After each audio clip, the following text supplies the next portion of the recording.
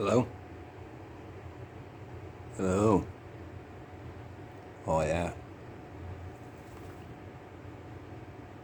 You in there? What's up, guys? Hey, listen, I'm getting ready to go. We're going to get packed up and we're going to end up going over to one of my little special spots.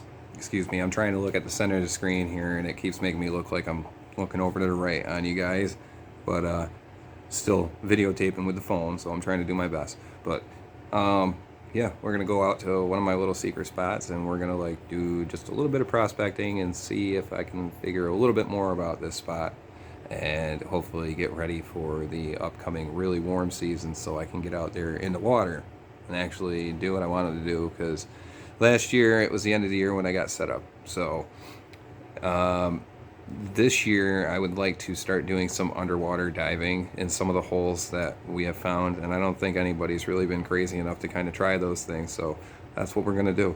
So you know, we're gonna attempt to get in the bottom of the hole and see what's down there. My buddy's got like this magical wand type thing. It's like some sort of equipment that's used to detect like certain metals in the ground, and he had verified where I had been wanting to look with this machine. So it's definitely been on the back of my mind.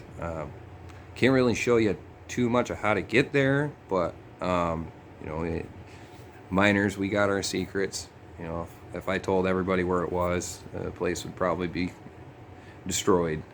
So yeah, we're gonna treat this place with respect, and we'll make sure we do our reclamation after we're done digging any holes. So the fun's not done after we're done digging out the holes. So I mean, respectful people are prospecting out there. Please make sure that you're filling your holes in.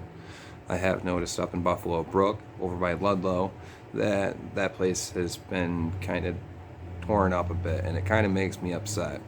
I kind of get a little angry inside because this is one of the few states that let us have mineral rights to stuff found in state property. So we have the rights to hands and pans, which means it's all hand operated tools, hand pans, no sluice boxes. They do hand out sluice box permits here in Vermont, but it's like they only hand like a small amount of them out, and you actually have to register with a piece of property that's private property. Give them locations, what you plan on doing, and then they'll end up either giving it to you or not. And it's just like a doe permit. You'd have to win the doe tag lottery to get your doe tags. So same thing with your sluice box. You've got to win your chance to get to mine with a sluice box. But at that point, if you do have that, then you're allowed to mine with a sluice box on private property with permit and okay from DEC. So you guys will see me using fluid sluices. They're a class of fluid sluice classifier. It's shaped like a sluice box, but it's not a sluice. By definition, a sluice box has riffles, and they're hundreds of feet long. So a classifier box is pretty much a fluid classifier. It's like a bazooka, the gold traps, grizzly gold traps. Those things there, you guys can look those up on the internet. Those things there are considered classifiers. So you would put your material in, it would kick out, and there's a little box in the back end of it. That's your little trap box, and all of the heavies fall into that, and it stratifies itself with water pressure. So all the light sands and fine sand come up and out and shoot out the back, and then you're left with a box with a lot of like black sand, iron, pyrite, or iron and magnetite and garnet. There's a lot of it here in Vermont, so that's like the hardest to get stuff out of, especially fines. So magnets are a necessity when you're trying to do finish panning on any of this stuff. You need to make sure you're magnetizing it when it's dry, and use like a rotating magnet of some sort, so it like shakes the fine gold out of the dust while you're magnetizing, because some of that magnetite and iron dust will actually get picked up on the magnet, and it'll trap little pieces of gold inside it. So that's a lot of lost gold if you do it that way. But I can run a sluice box at home. So I have a recirculating sluice box that's desktop size. So I can take my fully classified stuff and I can actually classify that in my pan to like it's barely anything, and I start seeing gold pop out of it. I know that's down on the bottom of the pan. There's gold. I'm seeing color. I'm not even going to chance losing any more out of it, and I'll just put that little bit inside a little peanut butter jar or a coffee cup or the coffee tins. Bring it home, and on my free time on a rainy day or whatnot, I'll get to finish classifying. So I'm glad to start doing videos some more. Had somebody that was like quite a big deal in my life just completely shocked me the other day. I don't want to give any names out or anything, but dude, you're awesome. I can't believe that you even called. Like, you're the man. I look forward to having good future memories, buddy. That's for sure. So maybe we'll go out and look for some fishing spots while I'm up there, or I might just start paying attention to what's up there. I am going to bring my square pan. Have fun trying to find some of those. I guess there was an old timer here in Vermont.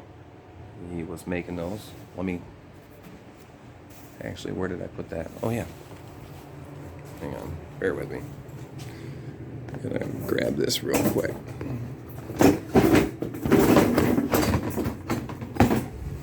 So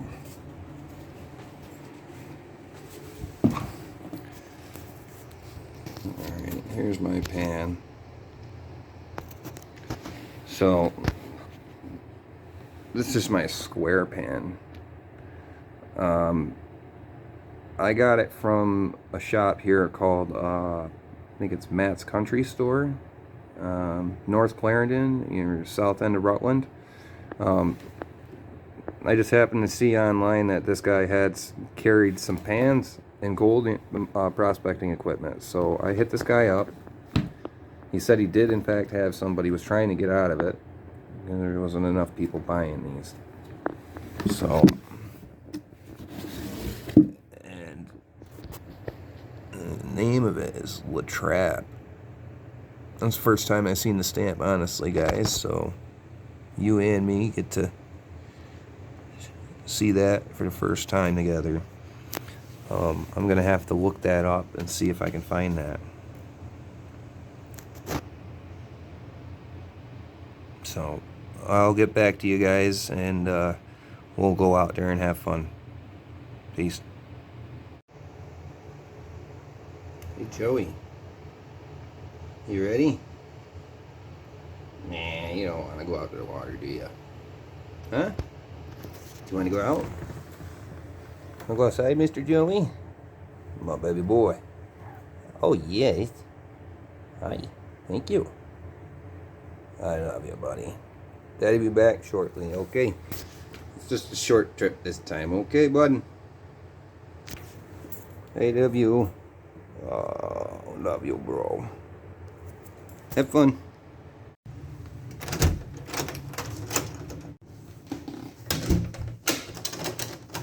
This weather's nice. I'm a little overdressed for the occasion because I know when I come back home it's probably going to be a little bit colder, so make sure we got enough layers. I'd rather have too many than not enough. So we'll get to you in a second here, and we'll get the pike all going.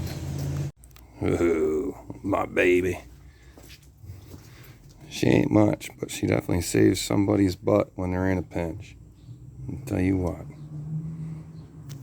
Gas prices the way they are right now. It took me $1.50 to fill that half-gallon tank yesterday. So this bike runs better than my 2-stroke. So this one runs about I get about a week and a half worth of driving around on this. Just average daily driving, nothing extra. So we'll get her warmed up. I'll be right back. Okay guys, so got her warmed up. Gonna get headed. I'm not gonna videotape until I get out of the city, out of downtown area. I don't want to be dealing with all that and the traffic and stuff. So we'll get back to you as soon as I get out on the outskirts of town, and it'll just be a flash view.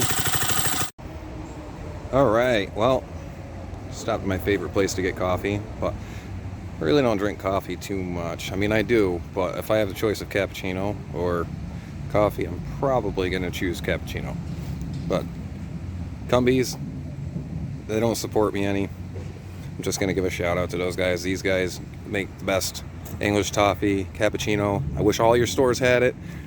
So it's kind of a pain going around, and you know, I see they don't have it, and I'm like, oh man. So I just kind of skip and go to regular coffee, or I'll probably just leave and go to a different place with cappuccino. So a little bougie about my coffee, but there we go. Gonna enjoy my coffee. Look this dirty girl over. She hasn't had a bath since it was winter times, so I never even got to finish it either. So that's just like, that's its test phase right here. I guess you could say prototype stage. So gonna enjoy my coffee real quick. I'm gonna start the bike back up, and I'm about a few more minutes out of town, and then we can have a few little clips of riding, and we will get to the spot.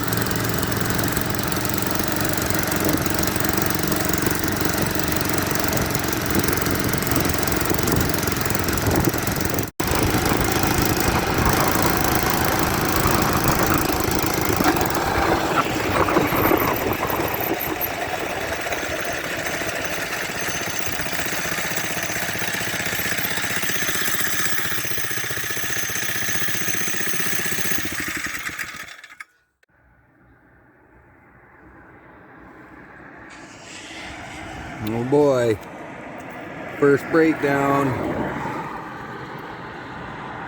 Yep, that's cute. I don't know how I'm gonna fix that out here. I didn't bring a wrench with me. Just jump the sprocket. Alright, we'll see what we can do. Oh my god, that was a close call. Alright, chain's super loose. When I was going down that hill, it started going really fast, and it allowed this to go up high, and it was shaking a little bit, and it hopped. I don't know if you can see it good, but it hopped to the left here, and it jumped right in between the sprocket and there, and I have no wrench on me. I was able to roll it forward and backwards and fix it. Whew. Okay, so crisis avoided. Let's get back to what we were doing. And you can't ask for a more pretty sight and sounds.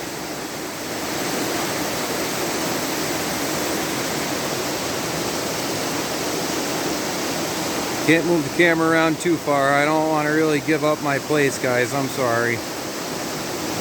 I came down here and found gold down here one time, and a week later, after making one tiny 2-foot hole, I came back the next weekend when I had a day off, and there was 4 or 5 holes dug up. This whole side here, it's all channeled out, way out to there. They had a wall, and it was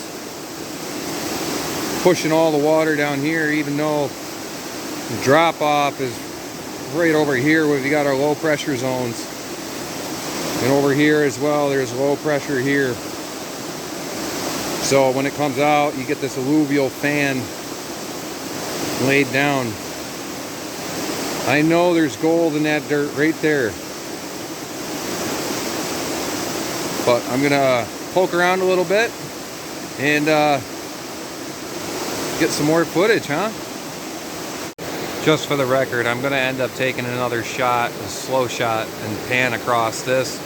I want to have this footage for future reference, so then that way I can look back and find out where the low pressure zones and the high pressure zones are when this water's at a pretty good pace right now. This spring melt is helping out with me being able to at least determine what it might look like with increased flow. So from here, we're just going to do a quick pan, and I'm going to just kind of point out all these different things. Not so much for you guys, but you guys can learn along with me. And I'm just going to go through and point out a few things to myself. So, okay, so I know there's gold right here. I know there is. You see the bigger rocks right here where the white caps are. The bigger rocks dropped out a higher current. We don't want real low current, and we don't want real high current. Low current, gold's not even going to travel in it. The high current is too high for the gold to move around or to drop out in. So we're not going to have anything like wanting to drop out in these higher current areas, because when the water's up even further, that's when we're really going to have good pieces of gold moving, and I really want to find bigger areas. So right where my finger is on that point, there's actually a drop off. It goes about 6 feet, and there's a huge hole right there with big rocks. Right now I can see we've got a huge tail going right there. Probably, I'd say 3 feet off the edge of that point. So I'm going to have to look at that a bit. That's where I wanted to go in the water and actually take a dive down with a hose and stuff and actually see what's down there. But I want to check this hole right here. You see we got a big tail coming in, and it hits that point. A lot of it pushes off this way, but we do have some pushing at a hole, and that's why it created this big hole there. So down in the bottom of that, I want to check that. I want to check over here. We know there's gold in here. Actually quite a bit right in this area. And then I have found some in the cleanings in the wall right here. I'll move a rock, take the silt and stuff out in between the crack, and just kind of siphon it up and then pan it. I've actually found gold quite a bit right here. So as I pan through here, you can see that comes around the corner, and then it makes a hard left.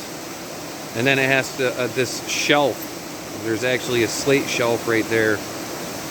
And it drops about 2 feet right there. But it pinches off and makes like a funnel right here, so it increases the flow. And then when it gets on this side, it creates that alluvial fan. It kind of, an area of material that's dropped off, and it creates like a fan shape.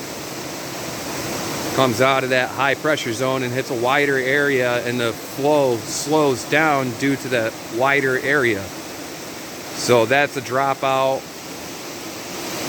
I've looked on that bank over there. I found you can actually see the line. There's a separation line in the rock. There's actually iron veins and quartz veins mixed with iron. I have not found any gold in that, so yeah, that's the best of this spot right here. So my area right here where I originally wanted to work when I came out has actually got a lot of ice on it, and it's all covered up right now. So I'm actually going to investigate a little bit more. We're going to go around this corner, and we're going to go on the other side, and we're going to start investigating down there, and we're just going to take an eye for everything and maybe drop the pan in the water once or twice. Stay tuned, guys. And I tell you, the things I do to go out gold mining or hiking or exploring, sometimes I just don't understand why I'm so crazy, but at the same time, the thrill is so fun, really.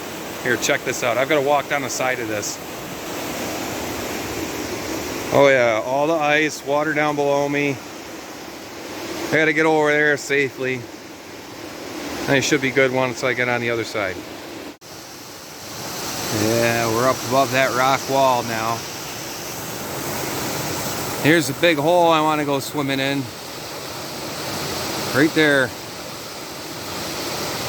I've been out there with my waders on, and I've been chest deep right there standing on it. So we're about 4 foot deep at that spot when the water is at normal level. But yeah, this is super pretty. Can't get enough of these places.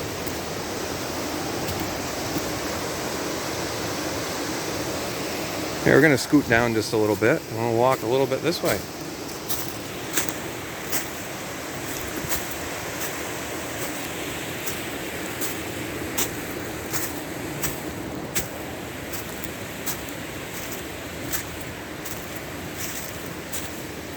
Oh, that rock face.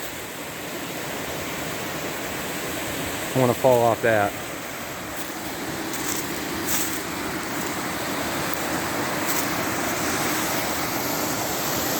See that nice chute right there? Right there. That bedrock right here actually creates a big V in the ground right there. And a bunch of boulders have been caught up. There's material being forced in there, but this is actually a dropout zone right here. Pinches up, goes faster as it comes out. It slows down and all the heavies drop out. So that's one area of interest I've wanted to get into. Come on guys, we'll go on a little bit more. I always find some cool stuff out here. Sorry about the stuttering. But yeah, check this out. It's not a big one, but it's still a burl. Oh yeah. Looks like dollar signs to me. Oh well, I'll have property where I can get those one day. I'll make some cool tabletops or end stands or lamps. Something. This is one of those places where I absolutely wanted to come check out. So a lot of this that's left behind is from when Hurricane Katrina came through. No, Irene, I'm sorry. I think it was 2011. So Hurricane Irene came through, and we had a lot of landslides and washouts and stuff over here in the Green Mountains. So a lot of fields, roads, all sorts of stuff was flooded out. And some of these big tailing lines here are actually from Irene. They knocked a lot of placer gold from the banks, landslides, anything that got pushed up or ripped off from the banks of the river, and it deposited new stuff. We get down about 2-3 feet down, you'll find a layer of leaves and sticks that are deteriorating. That is usually an indicator that that's where the Hurricane Irene happened. So let me check this out real quick. So all of this stuff, and guys, this phone doesn't do any justice. Hey, right in here is where I want to go, right around in this area, because that's where the biggest rocks are. So if the biggest rocks fell out in that current, that means the heaviest of the heavy would have fell out right around in this region. I don't know if it's close to the bank or if it's out there. There might be 2-3 streaks of gold in here, and if they intersect in one point, that's going to be your spot of highest pay. You can literally go and test out this tailings line, I guess you could say. You start in the front, work right down the middle of it, and use stakes. Go every 50 feet or so. Dig down 1 foot a time each hole, pan each hole. 2 feet down, pan each hole. 3 feet down, pan each hole. And each time you pan the holes in those lines, you want to grid out the area on. It could take months to prospect just one tailing line. Because if you know there's gold in the tailing line, you want to find out exactly where in the tailing line you want to work. Once you know there's gold in the tailing lines, just clean up and go away and come back on your free time and slowly start getting yourself some information about the area. Take pictures. Put little stakes in the tailing line. Then that way you can take a picture of that. Green stakes for gold, red stakes for nothing. You could use orange stakes for really like a lot of gold per pan. And when you look at it in a picture and you can draw it out on a piece of paper, usually you'll find out what depth and where these the pay streaks actually meet up. Then that way you can work at that higher location where 2 tailings or 2 gold pay streaks end up intersecting, or 3 of them, and then you end up with a thick pay layer, and that's what you're going to want to work for. Because here we've got hands and pans. We don't want to work a ton for a little bit. It's not even profitable here. I'm just hoping one day that I get to find out where it came from. A lot of people lost interest in Vermont and gold. Farming was more productive, so it was more productive, it was more profitable. Around 1891, that was the end of the mine. They just stopped mining. Farming became more profitable. Everybody else that was looking for gold started looking for lode gold, which Alaska, Matt, you know about that. So the lode gold up there had the spotlight on it, and people just kind of forgot that this place actually has gold here. Nobody's found the source of it. There's just too much flakes throughout this region for me to believe that there's not a source. There's a source where that came from somewhere, and I just don't think anybody's gotten to it yet. So I've done a lot of research and I'm trying to figure it out. Trying my best. I'm just an average Joe, so we'll get back to looking around here and we'll putz around. Maybe I'll put a few pans in and we'll see what we got.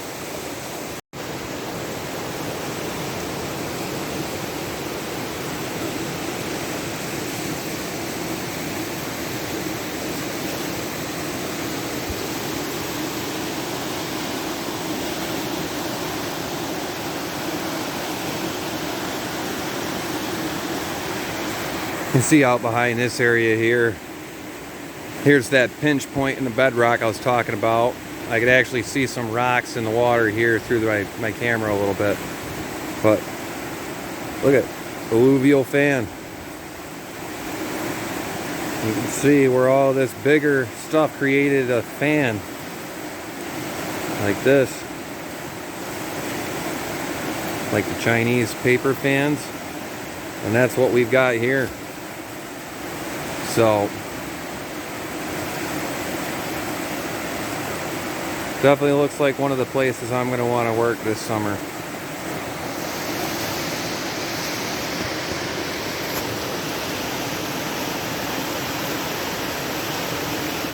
Okay guys, I found something on the ground, well, in the water here.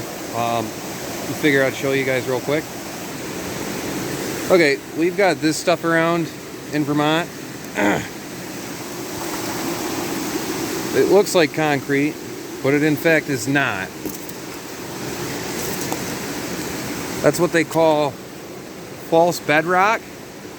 So after a long time, a lot of weight and minerals get pushed down onto a clay layer and it creates like this false bedrock. So gold doesn't drop through clay. The clay is too thick. So what happens is you get all these crushed up and ground up minerals and stuff that are being ground up, and eventually they all settle out in the dirt, rain and all that, movement of the earth. Everything settles eventually and it hits that clay layer.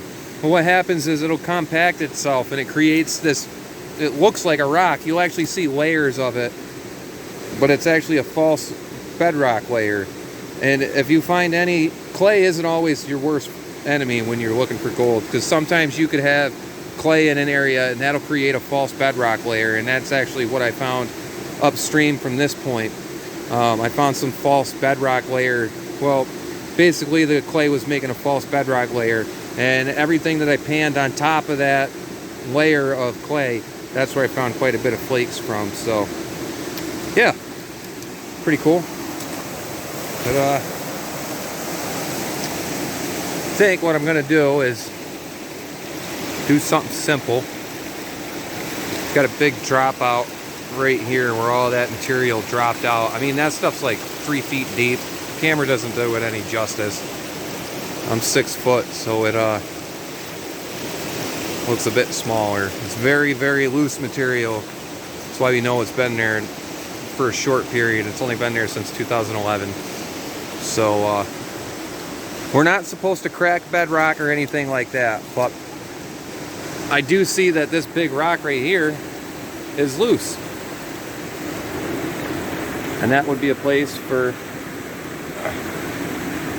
yeah, it's not gonna move one-handed, but you know, in these cracks and crevices, when this water came down, gold and high currents, and I've noticed 6 feet off the bank, that's where I've been finding any flakes and stuff in the rocks. So this is face level with me at 6 foot from the water level now. any of the material that gets caught up in the tops of the cracks and stuff will all settle after time. And I'm more interested in when the water was at a high current point. And you can see back when this water was really, really tall, or deep, sorry. But up at this point, that's roughly where most of the trees sit. So that tells me that the water line had stayed there for quite some significant time. And in fact, the tree was growing at water level, most likely. You see most of our trees are 6 foot up. All the smaller ones are down lower, so we know this is new growth. So I'm gonna set the camera up and I'll do my best to show you what I'm doing. All right, so I'm gonna grab my stuff. Kind of working on the side of the bank here. We got 2 feet drop underneath my feet. I gotta be careful not to slip and fall backwards while I'm doing this. So I'm just gonna grab my pan and I'm gonna grab myself one of my small spades, set them aside, and then I've gotta grab the jacket out first. Obviously got a little warm and then fighting with the chain on the bike. So yeah, that equates for a hot person. So, my trusty old backpack, I've had this for a long time. Its age shows, it's got a ton of holes in it. Don't mind. But yeah, here's our strainer. We're gonna use that to classify. We'll use this for when we're panning, if we have gold. I'll take the spades out, put the big one aside. Usually when I'm crevicing any of these crevices on rocks and stuff, you've got to use a smaller spade to get into crevices and cracks and nooks. My trusty.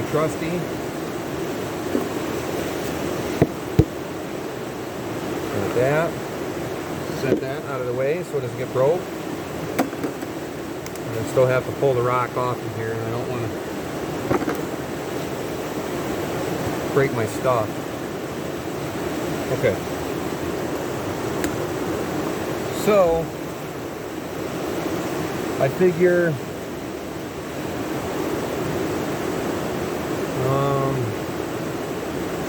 there's actually a lot of material in here.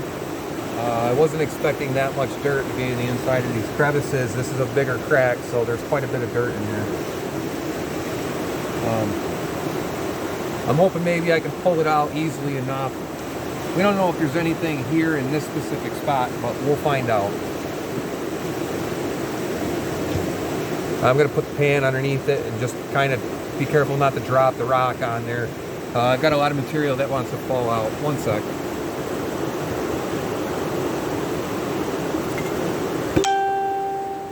We might not have to, well, we're not going to end up using the strainer just because of the method I have to take to make sure I don't lose any of this material.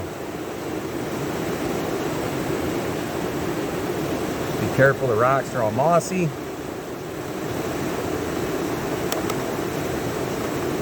Oh yeah, there we go. Quite a bit of dirt in there.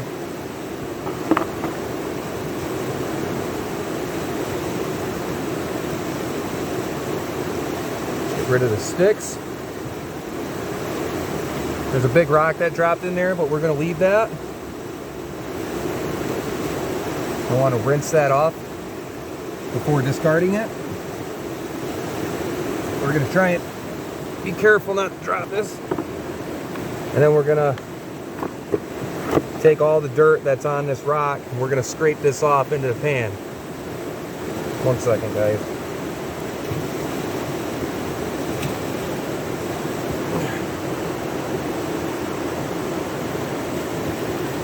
Okay, so I'm going to find the easiest way to do this.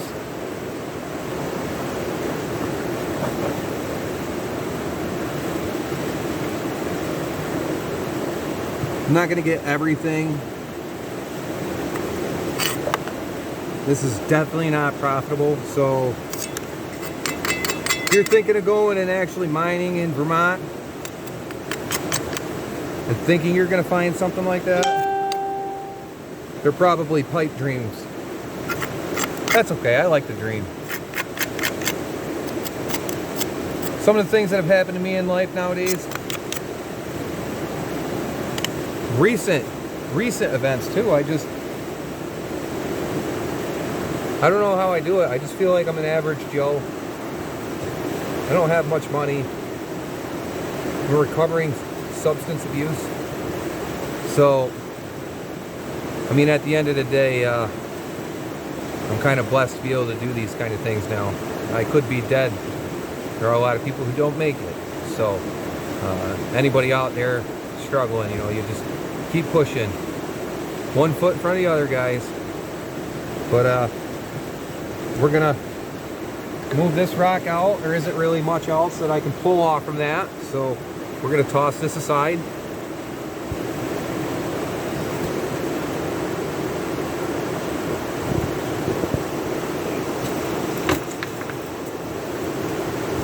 Okay.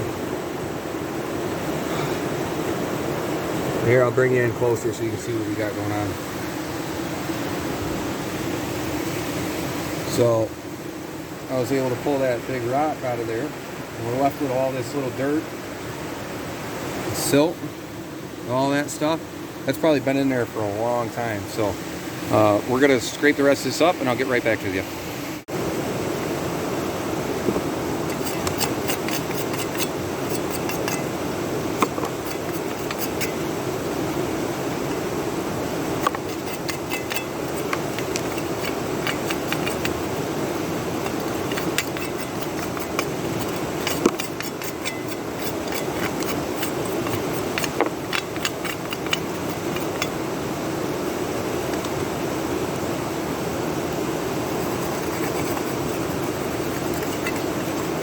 All that goodness in there, yeah. This is actually how I found like my biggest piece of gold to date. It's not very big, but I'm quite proud of it, being that it's from Vermont. And I mean, just to be able to find gold here because of the low amount of it on your own at that, you know, you do your research, find out where there's gold been found in the past, and that's not as easy as it sounds. Records weren't taken back then, so we end up going through records, and I have to, when I'm searching for things, I have to cross-reference to like maybe an old story or an article or a newspaper clipping from way back in the day. I'll take those and I'll look for the information that I need, and that might lead me on a chase through 3 different stories just to find the information or the possible directions to a place that I'm trying to get to. So I mean, our new maps aren't labeled with the stuff that they had back then. A lot of stuff is actually forgotten in history with map making. So you have to cross-reference old maps and check the new ones. And there's a lot of places that the government and stuff like that, you know, people just don't want you to find certain things. I want to find mysterious stuff. That's just how I am. I like to adventure. So for me to go out and find old mine shafts and old air vents and stuff like that that go to these mines, or see the old railroad tracks, stuff like that, that is just like super satisfying to find out where one of these old places were. And I don't even have like a degree in any of this stuff. I just literally learn all this stuff on my own. I just feel like information is power. So the more you learn, I mean, what could it hurt really at the end of the day? So we'll finish this little hole up. I do a lot of chatting though, don't I, guys? That's alright. I'm happy when I talk. If I'm a-talking, I'm a happy camper.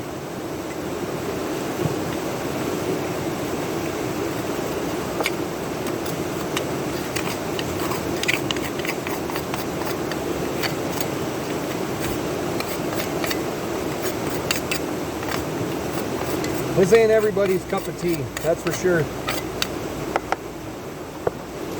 Oh, let's have fun. Let's go prospect for gold. They didn't tell you there was a ton of work involved.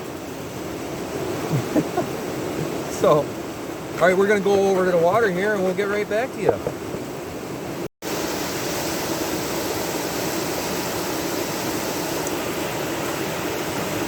Man, I love that sound.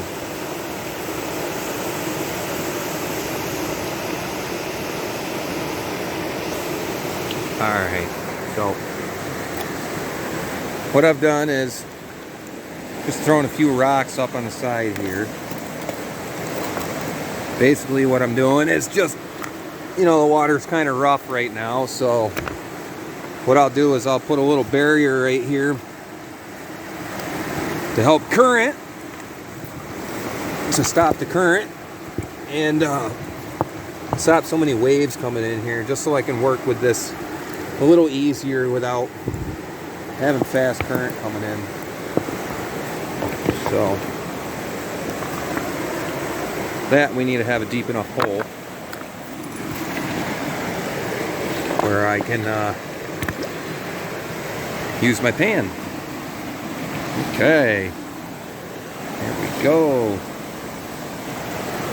All right, show me the money. So, first step for me is to get my material wet. You don't know what's... See, look, there was a little piece of moss there. That is like nature's miner's moss. They call minor moss for a reason. This, if it wasn't illegal to pull off the grass or pull off the rocks, you were, back in the day, you used to be able to put the moss in and, you know, break it up, and you'd be able to peel it off in the banks, and that's like a big no-no these days. You don't ever pull moss off the banks to do that. It just happened to be on one of the rocks that fell in there, so maybe it was holding something. But we'll just make sure we got all that rinsed off. Discard all of our bigger pieces. It doesn't look very fun right this second. Still got a lot of silt in there, and that's why the muddy water is in there instead of it being clear. We will clean this up here. Whew, I tell you what, man, that water's cold. Yeah. Okay, so what I'm going to start by doing is I'm going to let water in. All of this stuff that's on the top, that's fine. That's all the white stuff. So I'm going to shaky like this. And then I'm going to let all that silt and mud stuff fall off the top. I'm going to take some fresh water. Shake it back and forth. Now this pan is so much easier than the circle pans. All I have to do is do like a shaker box motion, forward, backwards, and everything will fall down to the bottom. If I tip forward like this a little bit, just barely, so the end of the water hits the edge of the pan, at that angle I can shake it like this, and it's moving the material down in there. And what it'll do is stratify the material. The water actually opens up the grains of dirt, and if there's any gold in there, since it's heavier than the dirt and water, it will fall out to the bottom. And that means I can go like this and get rid of that top material without too much stress of worrying about that gold being in there. My biggest thing when I started was you got to trust the process. You got to trust science. Stratifying material that has gold in it, if you're stratifying and handling your pan correctly, trust the physics. This gold is not going to come out of that stuff. If it's down in the bottom corner of that stuff, it's not going to come out. So we'll just repeat this process a little bit, and we start getting down to this stuff here.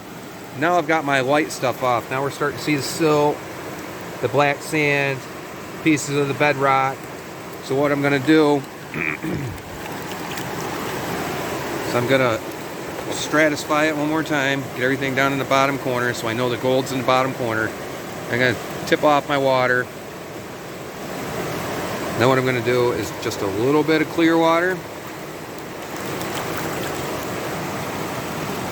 And then what I'm going to do is take the last of the rocks that are in here and get rid of those. Rinse them off while you're getting rid of them. You don't want to lose any flakes of gold.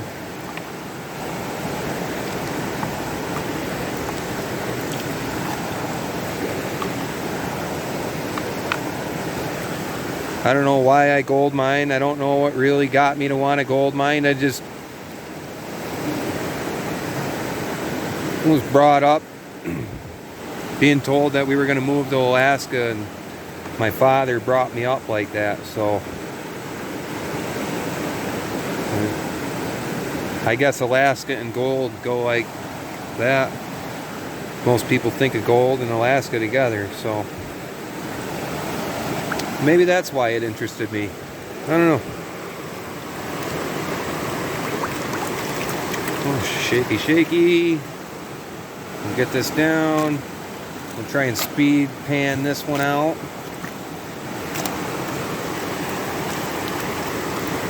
Let's get this cleaned out just a bit more and get rid of these bigger chunks of rock.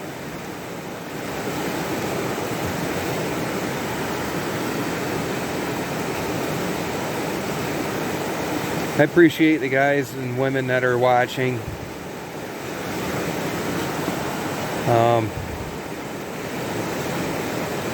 You know, I'm just trying to be me, that's all, guys. So I've always wanted to do YouTube, so we're just going to keep kicking butt. We're going to do this on my side time. Any of my activities or hobbies, you guys can join with me. And might have some more special stuff in store for you guys. So might have a trip coming up. Can't give too much more of a spoiler, but you know, I might have a trip coming up. So there we go. Now we're down to the nitty-gritty. I'll get back with you guys in a minute, and I'm just going to clean out these bigger pebbles that are in there still, and then we're going to start the process of like actually panning out the heavies and see if we got any flakes in there. Be right back. Alright, so now we're going to get to finish panning. So one sec. This is kind of a pain in the butt one-handed here with a phone, but here, bear with me. We'll show you what we got. Alright, so let's see if I'm talented enough to get this done one-handed. So I know you guys got a lot of refraction right this second. I apologize. Well, I'm going to stratify everything down into that bottom corner. Get that down there. See, I got all my blonde material on top. Now what I'm going to do is I'm going to give a side-to-side shake. It kind of came back a little bit. That loosens my material up a little. When I was stratifying it, it packed it in the back corner. So now I went side to side. It loosened itself up some, and now you keep water on top of the dirt. See the top of the line? See how I'm going down, and now it's like right here at the edge of it. Alright, so however far up, when you're doing your forward motion, you let that water line hit and come back, it's going to pull material where the water line is, nothing above it. So we're going to try and work some of this fine silt stuff off from here. Keep an eye out for any shinies.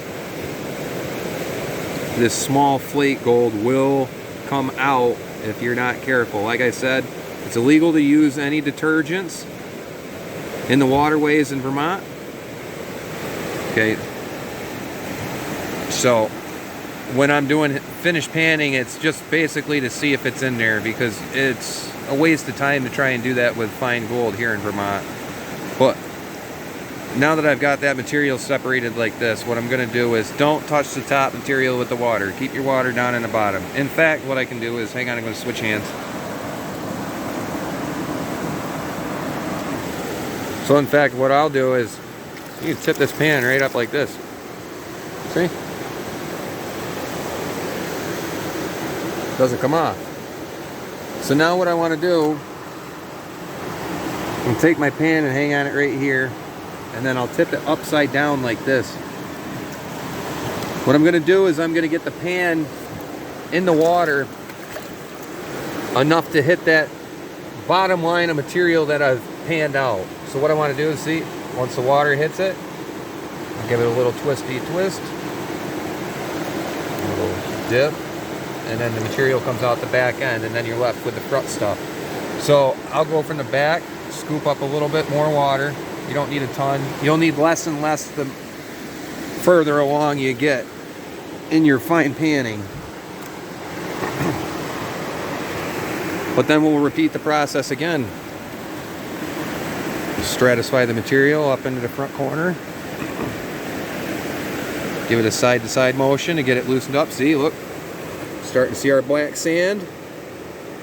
See that? Oh yeah. And up in that corner too, got our black sand starting to show. So we're just gonna carefully start working now, because we are getting much closer to where the gold's gonna sit. And actually, I think I might see a piece already up in the top corner. So 1 second, we've gotta switch hands once again.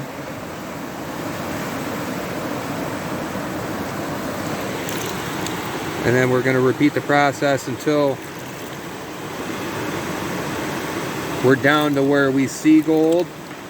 And I personally at that time will take my material and put it in a can or something. So if I'm at material like this, try and get a focus for you. Okay, so right in this left hand side, I thought I seen a piece over here, over in here. So I'm just gonna roll these bigger pieces back out of that stuff. If you get your hand oils on gold, especially fine flakes, it is very possible that the gold will float on you. So that's why I just kind of like kick everything back out of the way. I'll get extra water in there, and that gives me enough water to pick off my rocks without any of the gold sticking to them with like sand and stuff on them. So I'll clean up these last little pieces here. Man, this is a pain doing this one-handed, guys. Jeez. Alright. So, 3 more pieces. 1 sec. Water keeps pushing this darn pan around. I hear there's pyrite out here, but I honestly haven't found any pieces of my own. Like, I've just literally found pieces of gold. So, well, flakes of gold. Sorry, I don't want to get anybody excited. But anyways, now we'll get this material back up in the front of our pan. Get it stratified so all the gold sits down in the bottom corner, in that bottommost ripple. And then we're going to give a side to side, open it up a bit, and then we're going to start panning this out.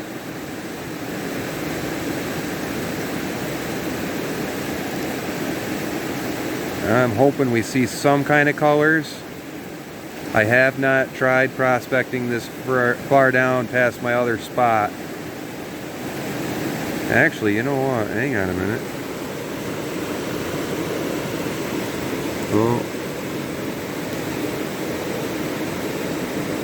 See, this is hard to tell.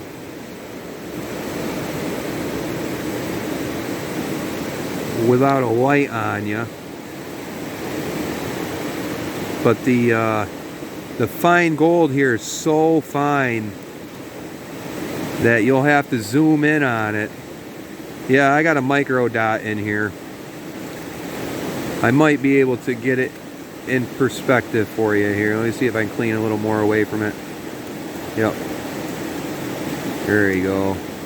Gotta be careful because there's no detergent in here to break surface tension.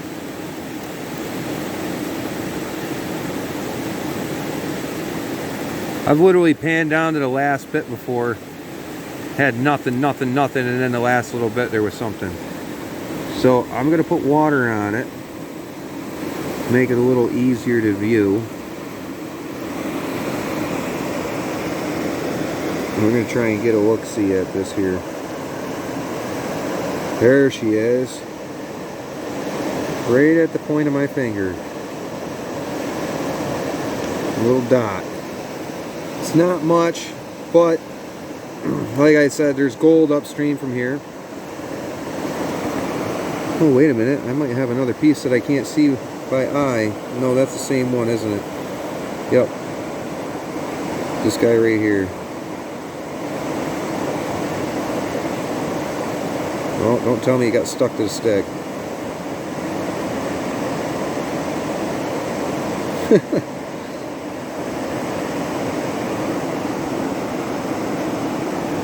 Or maybe I pulled it up on top of the tension of the water. Oh, there it is.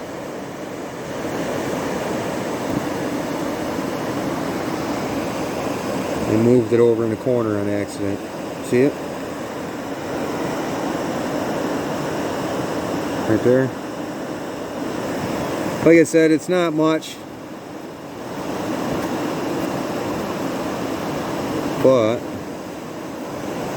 just kind of checking real quick, make sure we don't have any other micro dots in there. I think I see another one right there. Yep, there's that one, and I think that's a piece right there too. And a yellow dot. Not much, but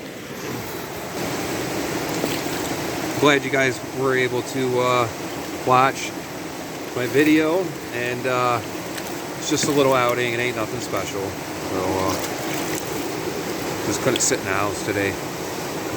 But probably this week we'll start ripping apart the engine for the drag bike, and we are in search of a racing suit. So it's getting real, guys. But anyways, you guys have a good night. I've got to limp this bike back home, make sure it doesn't break the chain or throw the chain on the way back.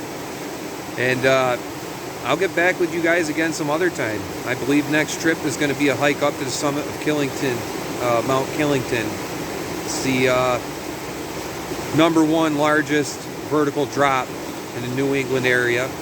And it's the second tallest peak in Vermont at 4,229 feet above sea level, if I remember correctly. So, yeah, I mean, it was great, guys. It was a good day. Can't ask for anything better, really. Maybe some good company. That would be nice. But no company's better than bad company, I'd say. Put your left foot in front of your right. Keep it pushing. But anyways, I'm going to let you guys go, and we will have some more fun next time. Peace.